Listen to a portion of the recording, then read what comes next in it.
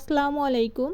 ছোট বন্ধুদের নিয়ে আজকে চলে এসেছি পুকুর পাড়ের এখানে একটা আমলকি গাছ আছে। আমলকি গাছ থেকে আমলকি পাড়ার জন্য অলরেডি ওরা গাছে উঠে অনেক আমলকি পাড়ছে। পাড়ার পরে হচ্ছে আমাদের জন্য কয়েকটা ডাল ভেঙে নিয়ে আসছিল, যে ডালে আমলকি ছিল।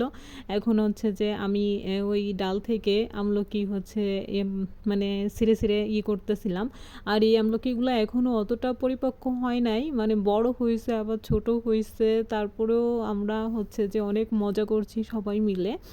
আর হচ্ছে যে বান্ধবী হচ্ছে যে আমাকে ভিডিও করে দিচ্ছিল, আর আমি আমলকি ছিঁড়তে ছিঁড়তে আমার হাতে আর জায়গা হইতেছিল না যে আমি হাতে কিভাবে আমলকিগুলো ধরে রাখবো। দেখো, এই জন্য আমলকির ডাল একদম কোলের ভিতরে নিয়ে নিছি, বুঝছো?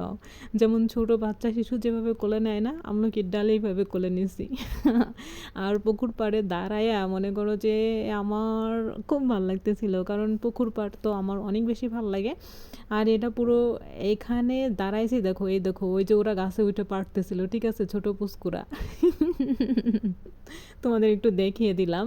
একদম গ্রাম, খাঁটি গ্রাম মনে হইতেছে এখানে, তাই না? হ্যাঁ, বুঝতে হবে।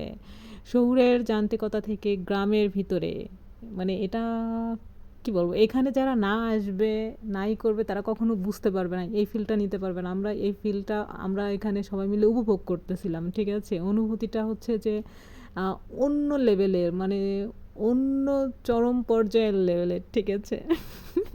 আমি যে ভয়েস দিব, মানে মানে আমার খুবই ভালো লাগতেছিল, আমি খুবই এক্সাইটেড। আর এই যে আমলকিগুলা আরও বেশি এখন কি করব ধরে রাখতে পারতেছিলাম না। তারপরে হচ্ছে যে 2 হাতে পুরো ভরে করে ফেলছি, ঠিক আছে। এখন আমি ডাল ধরবো নাকি আমলকি ছিঁড়বো, কোনটা করব কিছুই বুঝতে পারতেছি না। নাকি হাসবো না কি করব। আমি আবার বলতেছিলাম যে ওদের আরেকটু দেখাও, এই দেখো ওরা এখন নেমে আসতেছে।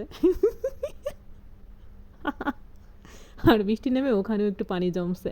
আর যদি আর একটু বেশি কয়েকদিন বৃষ্টি হয় না, এই পুকুর পুরো ডুবে যাবে, ঠিক আছে। ডুবে এখান দিয়েও পানি হয়ে যাবে।